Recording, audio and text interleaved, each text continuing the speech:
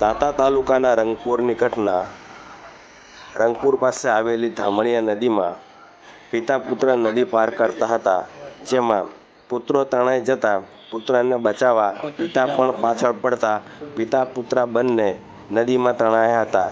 જોકે આ સમગ્ર ઘટનાને લઈ વહીવટીતંત્રને જાણ કરાતા એસડીઆરએફની ટીમ બોલાવાઈ હતી. જોકે મોડી સાંજ સુધી કોઈનો પત્તો ન લાગ્યો હતો. જ્યારે બીજા દિવસે વહેલી સવારે ફરી શોધખોળ હાથ ધરતા પિતાનો મૃતદેહ મળી આવ્યો હતો.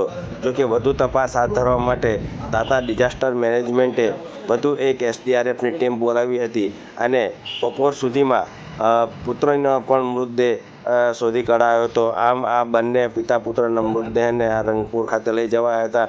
જોકે સમગ્ર ઘટનાને લઈ રંગપુરમાં ભારે શોકનો માહોલ જોવા મળ્યો હતો.